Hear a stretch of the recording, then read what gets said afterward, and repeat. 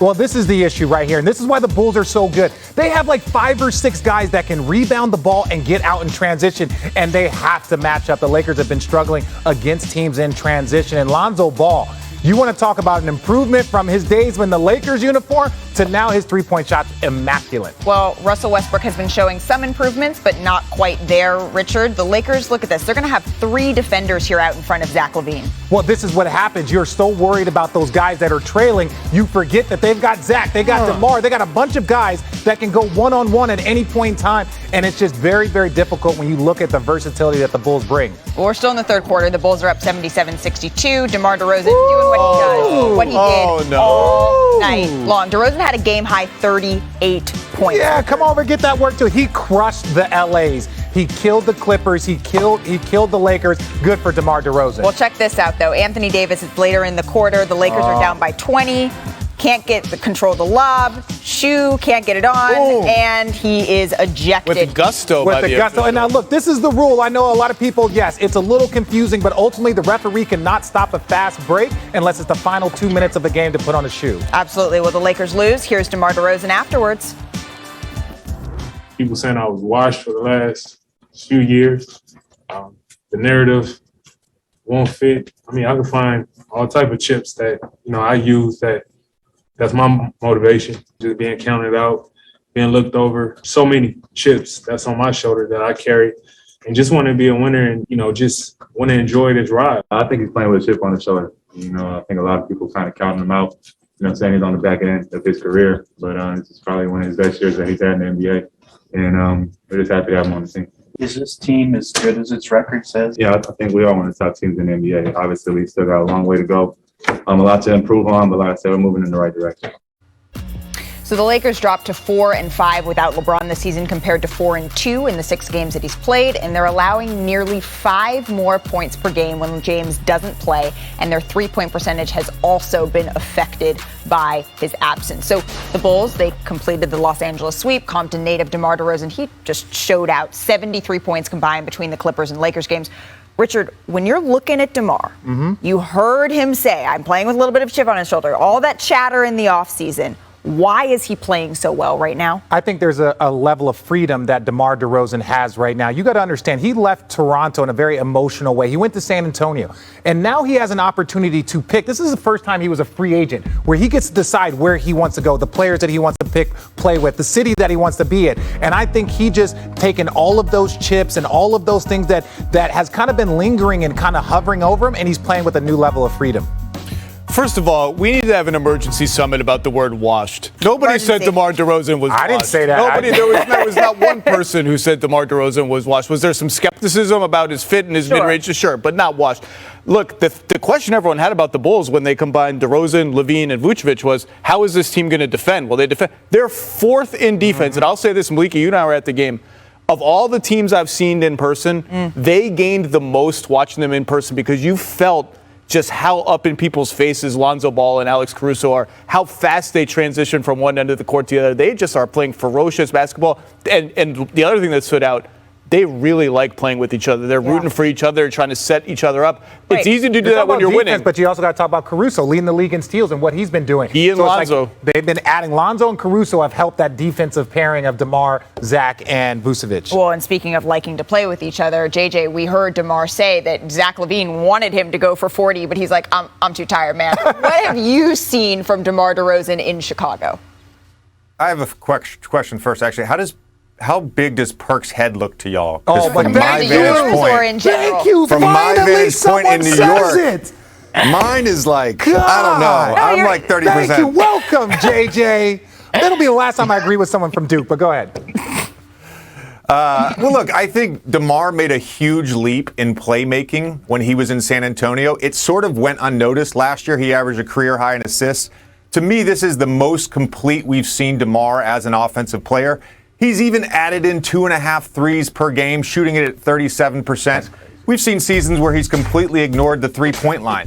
So he's sort of doing everything right now. If you were to have an MVP power rankings as of today, I'd put DeMar DeRozan 3rd after Steph and KD. Interesting. Hey, Perk, is your head okay? Yeah. And you know what? I'm gonna give JJ a pass today, man, because this is my guy, and this is our first time. I was gonna sing "Just Let Your today. Soul Glow." Just today. Just for today. He got the spoon to the left. I wasn't gonna get on there today. I was just gonna talk about the Lakers. Okay. Since everybody's talking about Bulls, and rightfully so, can we talk about how disgusting the Lakers look? We can right talk now? about it. We can talk about it. We'll get to it, Perk. Give me just one more second with the Chicago Bulls because they were that good. They're 10-4, which is tied for second in the East. So I just want to ask JJ, what makes this team so tough to play against? Well, as Zach alluded to, I think it's their defensive pressure up front. Adding Lonzo Ball and Alex Caruso has been great for them. Alex Caruso, to me, is one of the most underrated free agency additions this past offseason. The Lakers miss him, and he's been tremendous for the Bulls. He doesn't have to score to impact a game. He's so disruptive on defense, and he's been absolutely great for them. Perk, I know you're champing at the bit here, so come on, let me have it. What were your takeaways from the Lakers side last night? Well, the Lakers are supposed to look like the Bulls are looking right now. And here's the thing that bothers me the most about the Lakers. You have a group of veteran guys that have come together for one goal and one goal only, and that's to win the championship. And when I watch the Lakers play, I don't see that. And obviously, it's the obvious plays of them not being able to knock down three-point shots. But as we saw in the film that Richard was talking about, we didn't see them getting back in transition. We don't see the Lakers making the hockey assist. And to those out there that don't know what the hockey assist is, that's actually the pass that leads to the assist for the bucket. We see a lot of hero my-turn basketball on the offensive end where they take shots at the basket and you're like, what are you doing? And then defensively, they're just not there, right? Their perimeter defense is not there. It starts with Russell Westbrook. He has to be the leader on that side of the ball by getting into the ball, getting up over screens, setting some type of tone. If Alex Caruso could go out there, and I'm not discrediting him because I love what he brings to the table, but if Alex Caruso could go out there and have an impact on the game by getting into the ball, doing the little things that doesn't show up on the stat sheet, and Russell Westbrook is just as athletic as Alex Caruso and not doing those same little things that don't show up in the stat sheet but equals to winning, then that's a problem for the Lakers. I just don't understand how you have a group of veterans that can't come together and sacrifice and show and play winning basketball on a consistent basis. Well, look, Perk is telling the truth here. The one thing that I will say about this Laker team is that you know they have the pieces. The hardest thing, in my opinion, is to get the talent that is needed to be successful. Obviously, they're missing LeBron James. Obviously, they've had injuries to Kendrick Nunn, to THT, Trevor Ariza. They've had a ton of injuries. But the flip side of this is also the softest part of their schedule. And some of the losses that they have are against teams that have a quarter of the amount of talent, even with all of those players missing. And so that, to me, is the most, disheartening thing about where the Lakers are right now. Feels like they haven't played a road game yet the whole season. I'm going to say something nice. Taylor Horton-Tucker played well. He did. That's a nice thing. I'll tell you what was striking.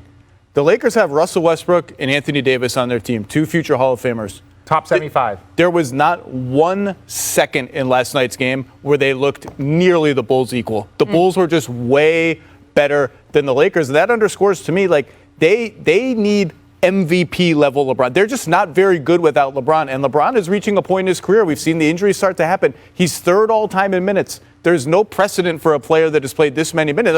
There's no precedent for LeBron, period. But there's no precedent for a player playing this many minutes being a top 3 or 4 player in the NBA. That's what they need, because you can show me THT, Ariza, Nunn. Those are all solid players. They're not changing your life as a team. This team without LeBron just looks disorganized and not very good. Well, speaking of LeBron James, he's been out for 2 weeks, and senior NBA insider Adrian Wojnarowski joins us now for an update on his status. So, Woj, the Lakers have 2 games on ESPN the remainder of this week, tomorrow in Milwaukee against the Bucks, and then Friday in Boston against the Celtics. When might we see LeBron James back on the court? Malika, I'm told that there's some real optimism that LeBron James may return on Friday against Boston. Certainly, as you said, they start this 5-game trip in Milwaukee. He started to do He's been back on the court. He's not gone 5-on-5 yet. He's not had contact on the practice court with his teammates. Frank Vogel talked about that yesterday, but he has progressed that abdominal strain that's kept him out, as you said, for over 2 weeks, Malika, that there's optimism now that he'll make his return on Friday in Boston against the Celtics, of course, on ESPN. Okay, so Friday, potentially. Thank you so much, Woj. I do want to bring in J.J. Redick back into the mix. J.J., I am curious, how much of what is wrong with the Lakers do you think LeBron James is going to fix by just being back in the lineup? Well, he's going to fix a lot of it. And look, I get the addition of Russell Westbrook. I think the idea there was to take some of the playmaking responsibilities off of LeBron throughout the regular season. They've got 82 games to figure it out until the playoffs. But the one thing bringing LeBron back is not going to fix is they don't have a consistent elite shooter. And that, to me, is what they're missing the most. They're missing that spacing. If those three guys are going to play together, along with THT on the court a lot with them, they need shooting, and they don't have that right now. Consistent elite shooter? Is there someone in this two box who fits that frame? Because it ain't me. Are you? Well, there's one sitting at home in New York City, actually. Oh, yeah, well, Richard was trying to get in on that, but we're like, no, he's. We know it ain't Perk. We know it ain't Perk. Oh, bless him. We know it ain't Perk. Thank you so much for joining us, JJ. But please stick around. We need you for Nets Warriors coming up a little bit later in the show. The Bulls being incredibly dangerous out in transition. That's what caught my eye yesterday. But then in the press conference, did y'all see Lonzo's chain? Yo, he was blinging. That's what you got to do in L.A. You got to bring it. Do you have that, Zach? Zach got a chain. Did you say, yo, he was blinging? Like as a verb, blinging? Hot. Yeah, look, sometimes you just got to make it up as you go, Zach. Okay. So that means you're unfamiliar. You don't have the. Look at that. Look at that. Oh, the turnover train, Debo. But then, yeah, in comparison, I'm not sure. I feel like one is real, one isn't. I don't know. But I did ask Lonzo on the way out. I said, how heavy is that? And he said, oh, it's pretty heavy.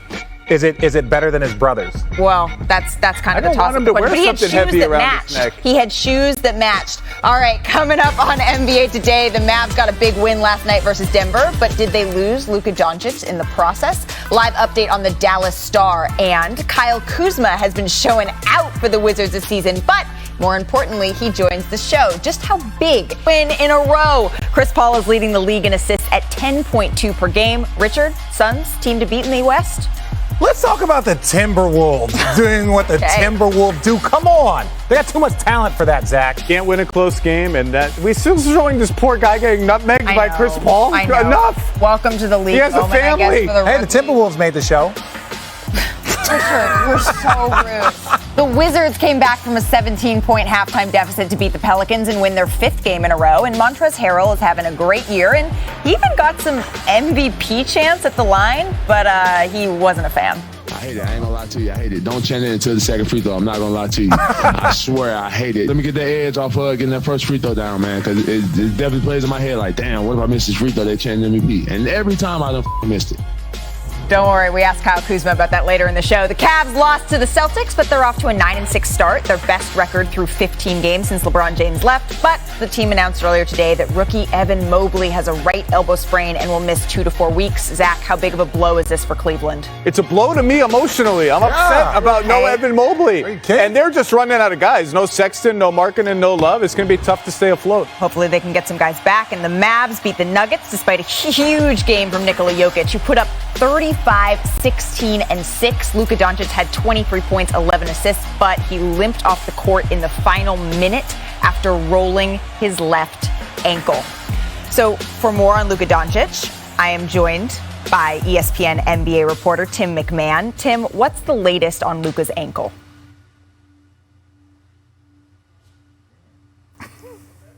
Maybe he can't hear me. You want me to do? Yeah, we'll talk. I'll talk about it. You want to talk about it? Well, let's just talk about it then. Hopefully, we can get Tim McMahon back a little bit later. I watched the game for an update. I'm so proud of you. Yes. Are you concerned? I am. Sometimes I don't know what he is doing when it's that. You know what I mean? Yeah. Are you concerned though when you're looking at the Mavs? We've talked a lot about the Mavs already this season and the concerns that we've had with them anyway. Without Luka, potentially, we'll get an update from Tim in a little bit. What's your level of concern here? Well, I think when you look around the superstars in this league, how many teams can hold on without their superstars? And I think the Dallas Mavericks is not one of those teams that is built to miss somebody for an extended period of time. They will be kind of paddling upstream, upriver if he misses a week. Hopefully it's not very long. But, yeah, I would be very concerned based off his timetable because I do not see them playing well without him. He's too much of everything for them. Even though Kristaps Porzingis has started to find his stride a little bit? Starting to play well, and they're playing him more at center, which I love. I actually think, I hope Luka comes back tomorrow. I want him to be healthy. I actually think it would be interesting, given how essential he is to everything they do, what it would look like full time without him. Who would step up, and whether some guys would sort of grow more comfortable and be like, it's one of those situations where you sit and watch your team. Maybe you think about it differently. Yeah, no, I would look at Luka and as this opportunity. This would be an opportunity like, hey, Porzingis, you ready to average 30 again? You ready to go for 25 like you did in New York? Because we're going to post you up. We're going to play through you. We're going to do that. That could be a bonus. But again, first and foremost, we hope Luka is back, and we'll be able to kind of analyze it after we find out what the timetable is. And hopefully we'll have Tim McMahon back in just a little bit. But if Kristaps Porzingis keeps playing like this, you know what could happen. What? He could end up in our top of the top segment. We're moving? So let's do it. Let's go! Okay, wait. I can roll you all the way over. Wait. Let's go. Let's get it.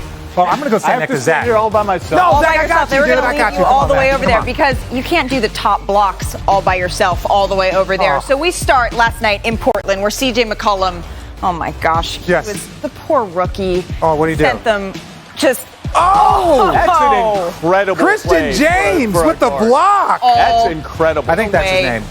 Back. CJ. DJ Mutombo over here. I'm just going to say, don't ever let a two-guard block your shot. I love that. Well, then we go back to Minnesota. JaVale McGee doing what he does. Nope. This is where he not lives. Chicogi. Is Nope. that JaVale McGee doing what he does or Minnesota doing what Minnesota does? What is with you in Minnesota I don't today? know.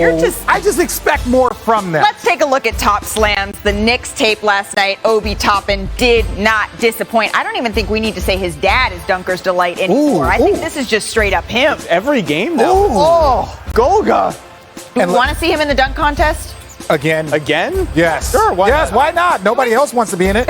We get some attraction. He's been throwing down some dumps. Good for Obi Toppin, man. He got off to a little bit of a slow start. All right, let's take a look at the top game winner. We have to show you this play last night in Central Michigan, Eastern Illinois.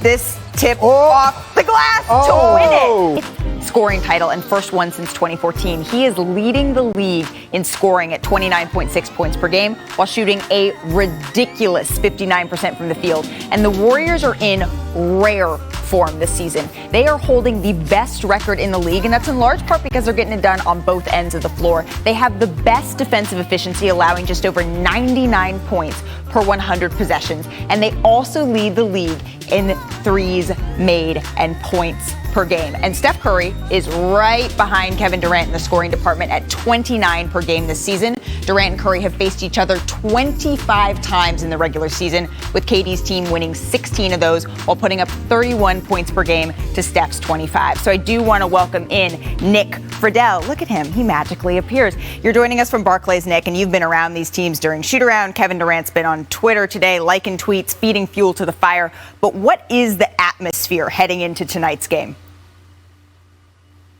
Everybody is on edge, Malika, in a really good way. For the Warriors, it feels like a homecoming with KD because there is still so much respect there. Steve Kerr said yesterday after practice, no matter what happened at the end, we always have what we accomplished together in winning those two titles. And he said the microscope was unbelievable every day in that third year, and things got rocky at the end, but there was always an appreciation of just how great Kevin was. And Andre Iguodala said something that was really interesting. He said you can't enjoy it in the moment, but when you see Kevin again and you go against somebody you consider a brother, that's when you start to reminisce about what they did in those 3 years in the Bay. So there's a lot of good feelings for the Warriors, and knowing KD, he's going to come out ready to send a message to his old friends tonight. Well, you know who's still been playing incredibly well in the Bay, Nick? That's Steph Curry. So how do the Nets plan to slow him down tonight?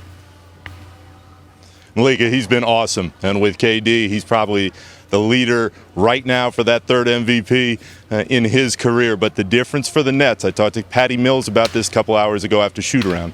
They said you have to throw everybody at Steph. And even when he starts making those crazy shots, as we all know that's possible, said you can't get discouraged because once you put your head down, Steph Curry smells blood in the water.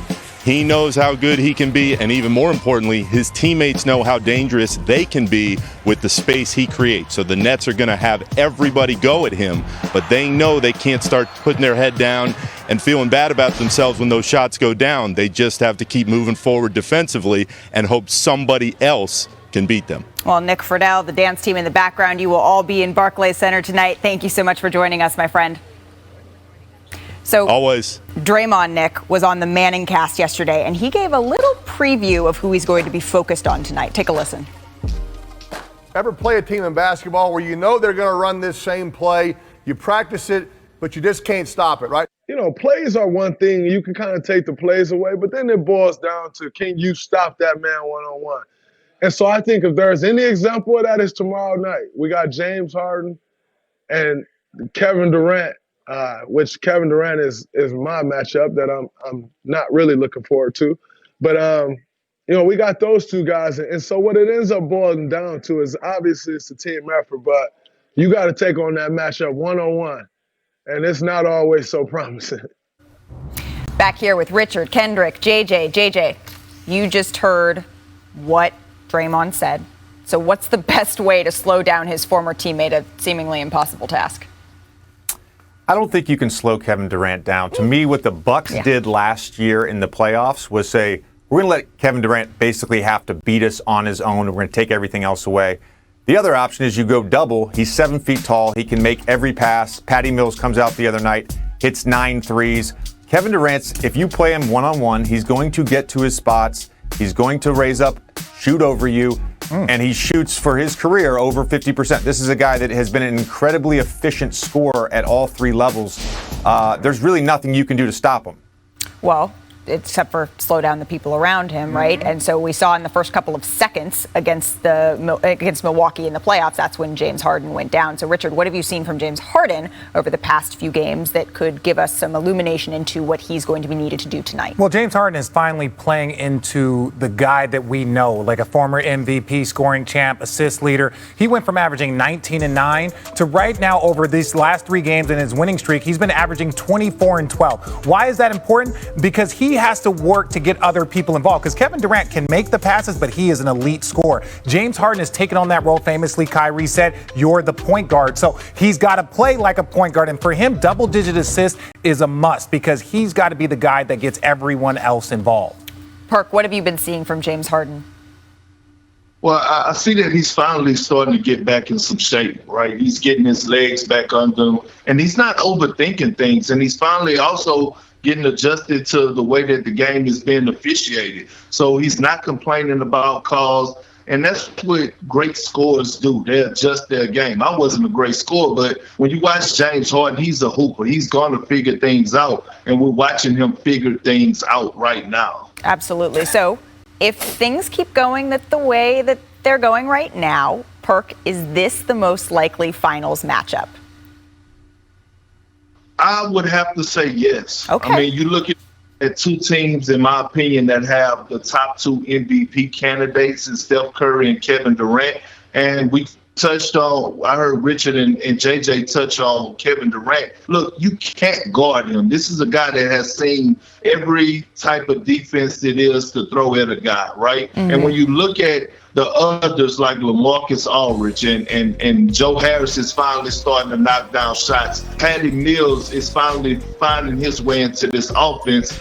When you have a guy like Kevin Durant, yes, you could make it to the finals with him leading the charge because of his ability to score the ball and facilitate with others. And you got James Harden. Now, when you look at the Golden State Warriors right now, I mean, defensively, shout out to Ron Adams. Right, a lot of the legend. People don't know who and my Ron parents' Adams neighbor. One of the best, randomly. Yeah, so he's one of the best defensive coaches in the game today. I said it's him and Tom Thibodeau down film and know everybody's tendencies. So when I look at the Golden State Warriors and I look how they're tied on the string defensively and how they're rotating, you see a team that look like they're playing zone defensively, but actually are in man-to-man, then you know that they're doing something special. They load up boxes and elbows, and offensively, they have one of the hardest offenses to guard because of so much movement, along with having a serve. So if they have so much to guard, real quick, Perk, who's your pick? If that's the finals matchup, who's winning it? I'm not going against Kevin Durant. All right. Yeah, I'm not going against Kevin Durant. I would have to go with the Nets. All right, JJ? I think we've all forgotten that the Milwaukee Bucks won the NBA championship last year. And are hurt they right now. Yet to be healthy this season. And I know they've gotten off to a slow start. And granted, there were injuries in the Bucks and Nets series last year. So I'm not willing to say that the Nets, and I know Vegas has already, but I'm not willing to say that the Nets are the odds-on favorite to be in the finals. I will say in the West right now, the Warriors look like the team to beat. They're a team that is very reminiscent of the 2015 and 2016 Warriors team. You have a lot of ball movement, a lot of cutting. They're doing all of this without Klay Thompson, and they have a deep bench. Their bench unit right now is eviscerating opponents when they're on the floor. Richard? Wow. There's a lot being said there. No, I think, yes, to JJ's point where he talks about Milwaukee, yes, but Milwaukee is kind of looking like what the Lakers looked like the year before. Coming into the season, constantly banged up, can't really get into a rhythm. But the two teams that are playing the best basketball right now, and it's been going back and forth, is the Warriors. And in the East, I would have to say it's Brooklyn. They are a team, there is no team that's playing better than Brooklyn right now in the Eastern Conference. Well, perhaps the Washington Wizards might have something to say about that. They might. They're playing really well right now. Thank you guys so much. Wait, let's what? Let's this. I'll keep it quiet. Arena, or are you the guy who's like, nope, keep going. MVP chance now. No, I don't like it because I don't want to miss my first free throw. And I feel like every time I've ever heard that, I've always missed a free throw. So, it's really fun. It's a great environment that we play in. The fans are really into it and they're rowdy and, it's exciting. So. Well, I don't want to live in the past here, but when you were with LA, there was a star power backlog at one position, right? And you said that you had to take a back seat, and rightfully so. And fast forward to now, you're averaging 9 rebounds a game, a career high. What has the adjustment been like to being that front seat player? It's very fun, obviously, from an individual standpoint. This is kind of what I wanted. An opportunity just to, not be in someone's shadows or, have that type of log jam on a roster standpoint. So, being here has been extremely fun. I have opportunity to come in and lead and use my championship mentality and, everything I've learned from those two guys out in LA. It's been wonders for my career. And, I think people are seeing it now. So. What did you learn from those guys that you're applying now? Did you learn how to be a star there? I feel like just everything. I think the way I think the game, the way I approach the game, the way I take care of my body, my effort defensively, just my overall focus as, possession to possession. And, I think the biggest thing is, the winning aspect. Obviously AD, LeBron, those guys are winners. They won a lot in this league and, we won championships together. So, it's always win at all costs. And that's always the mentality I've kind of had growing from, the situation I was in. Are you playing at all with the chip on your shoulder this season? I am, but I think I'm playing more of a chip for myself. I think for me, I work really hard. I love this game. I care about it.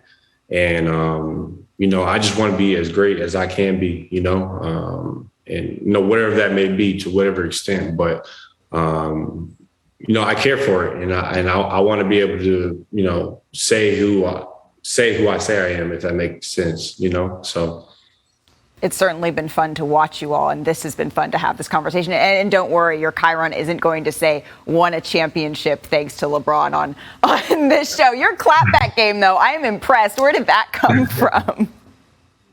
Man, I just like to have fun. I'm at the point in my life where, I just want to have fun. I want to enjoy the game of basketball, and I want to be able to laugh all day. And I think, the best part about life is when you can laugh at yourself and you understand things aren't that serious. So, well, that was certainly a good chuckle. Thank you so much for spending time with us, Kyle. I appreciate it, Malika. So let's stick in the Eastern Conference. Chris Middleton, according to Mike Budenholzer, is planning to return against the Los Angeles Lakers tomorrow. And Budenholzer said that there's going to be a ramp-up period for Middleton as he gets readjusted back into the lineup, because remember, he has been out for an extended period in the league's COVID-19 protocols. And tomorrow night, our ESPN doubleheaders features the last two NBA champs. Will start in Milwaukee. That game with Chris Middleton and Giannis Antetokounmpo at 7:30 Eastern, 6:30 Central. Bucks host the Lakers, and then it's a matchup of two of the Western Conference's top teams. Luka Doncic and the Mavs takes on the Suns, who have won 9 straight. Our coverage starts with NBA Countdown at 7 o'clock Eastern.